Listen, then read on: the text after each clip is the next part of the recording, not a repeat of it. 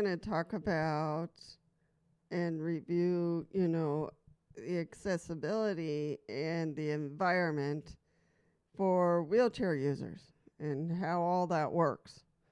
Um, some of you who might have not ventured out yet or have ventured out and are frustrated, you might be asking some questions here, and that's okay. We'll answer them to the best of our ability. You know. So, how can cities and public spaces become more wheelchair accessible? Well, that has to do with advocacy and talking to your city specifically, writing them letters for a few people to write letters because there are some difficulties in transit when we are trying to get from point A to point B. So, how can cities and public spaces become more accessible? It is their obligation, and it is our obligation to put some pressure on city officials so they can make and repair these sidewalks in areas, that are public. What are the current regulations and guidelines for wheelchair accessibility in buildings and transportation? In buildings, any building that's been built after 1990 or even after 1975 should be accessible with ramps, wheelchair ramps, with elevators, with signs in braille, accessible bathrooms, all that kind of stuff. So, what are our current regulations? They need to be accessible. There was one, there was one library that was built in New York City, and I'll find the link to that. And they built it without any accessibility. Of course, wheelchair users and other people with disabilities jumped.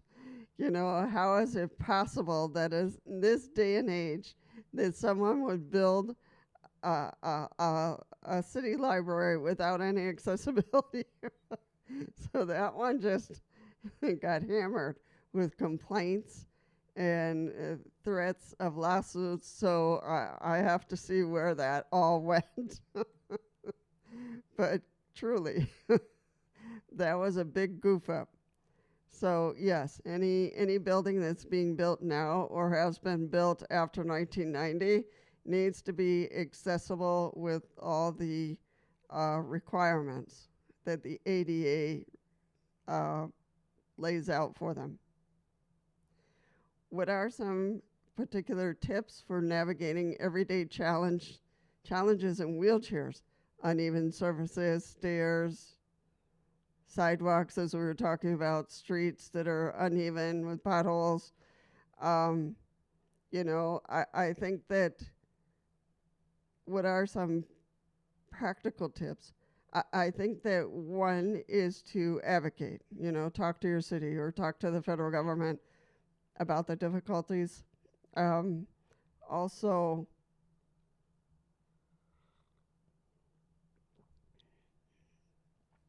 using GPS, and calling ahead, using your wheelchair skills to get around and to avoid any difficult areas because it's not worth it.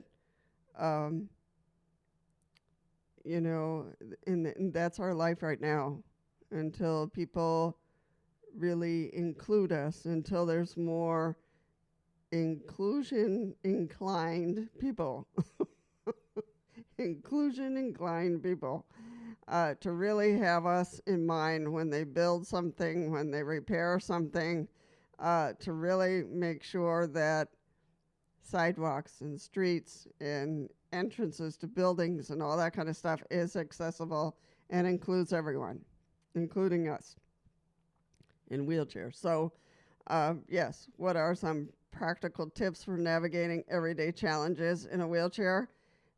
Get your skills up to date. If you haven't learned all those different skills in power wheelchairs and manual wheelchairs, it's time to do it every day. Learn a new skill to be able to get around challenging areas. That's really important. Starts with us.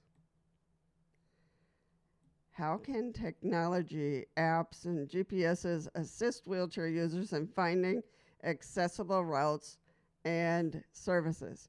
Now, this is an important and heavy question because it does have an answer. There is an app that I use that I check on. It's called I Access Life. I Access all together, and then the word life. And that gives you a long list of restaurants and entertainment venues that are accessible. Always good to call ahead, but at least this app, we can continue to build it because I think you can add venues in state, this venue is accessible, it's friendly, it's good service, whatever, and that'll help other people using the app as well. GPS, sometimes it'll help, sometimes maybe not. But GPS, if we can get close enough in real time to look at a sidewalk, look at a street, and to make sure that it is passable for a wheelchair user, that is important to practice using a GPS, on your phones. You can use Google Maps and try to get all the way as far down as you can to look at the sidewalk and see if it is passable for you. The sidewalks around my neighborhood are in terrible shape, but they are rebuilding one of our main roads, and we'll see if they work on the sidewalks as well. They're including pipes and drainages, so we'll see how it goes. But how can technology? Yes, apps and GPSs. So if you are tech savvy and want to build an app, that would be awesome for wheelchair users to be able to know what streets, what sidewalks are passable, and what restaurants and other entertaining venues and parks are passable and good for wheelchair users. So that would be a good service. What are the best ways to advocate for improved wheelchair accessibility in my community? This is an important question. The other questions are really important as well, but this one, what are the best ways? And that is to talk to your city, to make notes in what is hard to get to. What are some sidewalks that are just awful? A place where you go to work or you go to a park and you just can't get by, or you need to get to a store. There's a store here on the corner. I can't get to it right now because it's under construction.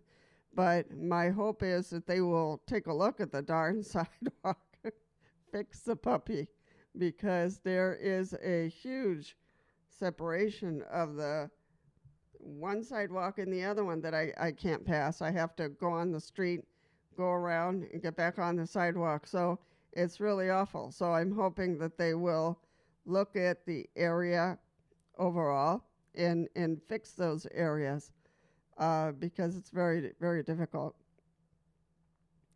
And people really want to, there's a lot of people with wheelchairs around here. So I'm hoping that, but yes, to talk to your city is really important, to have advocacy for other wheelchair users to also send in letters to the city that is in charge of streets and sidewalks. I'm probably going to send out a letter regarding this sidewalk. It's right out my door, and if I take a left by this tree has lifted up the sidewalk, and it is a complete disjointed connection between one sidewalk and the other, and it's too many inches for my wheelchair to manage it. So, I have to back up and turn around and get on the street and go around, and that's dangerous for any wheelchair user. So we'll see. I have to send in that letter soon because it's summer and I'll be out more, you know. So that is the big thing to do, especially in your neighborhood. If there's an area or if there's a particular store that the sidewalks are in terrible condition, to write the city because they are responsible for keeping up sidewalks, streets, you know, drainage, you know, in the city. So if you're having difficulties in your neighborhood, in your city, it's the city you live in that's in charge. So you need to write to them. And any plan now that our city, my county where I live, they have to send in the report to the feds if they're going to get money from the feds. And the feds have to check to make sure it's ADA compliant and that it is accessible to others. And if there's no accessibility, no money. So that's a good plan. To me, that's a good plan because, you know, they're not asking us when they rebuild a street or a sidewalk, they're not asking us. So then when it's all said and done, you know, it's a mess. So